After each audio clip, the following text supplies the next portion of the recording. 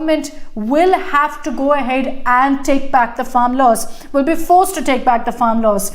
The Congress is re-upping that speech from Rahul Gandhi, saying that, look, we told you so, that the government has no choice here but to repeal these farm laws. And it looks like it, definitely. How often do you see the Modi government actually taking a U-turn? It's clear that they realize the impact of the farm laws on the ground and how unhappy, disheartened farmers were in parts of Uttar Pradesh as well as in Punjab. But what will this mean for them? They've tried damage control, but has it really worked considering the optics involved? This is a message that yes, the government did get it wrong. And is that something that's going to backfire on the government? Because the messaging here is that the government has been forced to backtrack, that this is a victory for the opposition as well.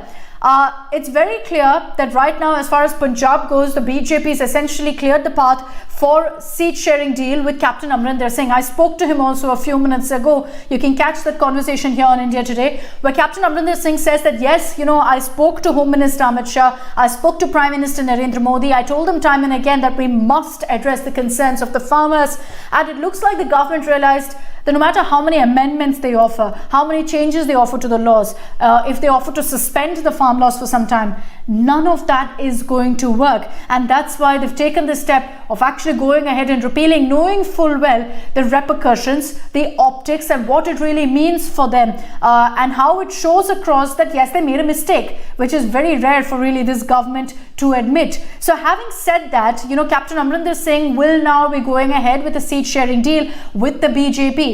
Beyond that, in Uttar Pradesh, the impact of the farm laws has largely been felt in many pockets where farmers are dominant. And in Western UP, we've been seeing protests happening. We've been seeing farmers upping the ante against the BJP. There was a strong anti-BJP sentiment, and it is to combat that right now you have the BJP and Prime Minister Narendra Modi admitting that we made a mistake. We are going to repeal the farm laws. And Prime Minister Narendra Modi even went so much as to say that, we tried hard.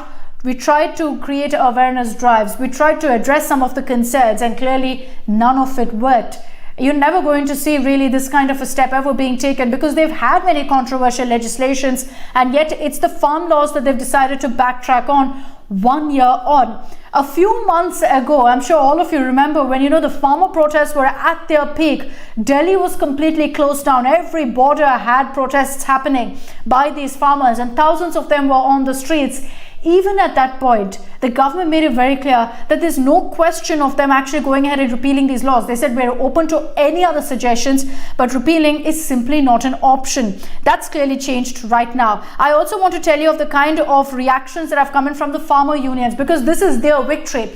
They've been away from their homes for over 12 months, protesting against these farm laws, calling it black laws, and saying that till there is a step to withdraw these laws, they're not going to budge. Prime Minister Modi has put out that appeal saying, go home now, go to your families, clear these protest sites. But the farmer unions, while they welcome this move, saying that this is a victory for us, this is what we've been hoping for, they are saying that they're not going to clear the protest site anytime now, and it's only going to happen, they're formally going to stop their protest when this farm laws are formally repealed. So that is the step they're saying they want taken. The winter session of Parliament starts next week. That's when it will be taken up for discussion. There's no doubt, of course, that it's going to be smooth sailing, because the opposition is completely on board. They've been demanding this, in fact, for so long.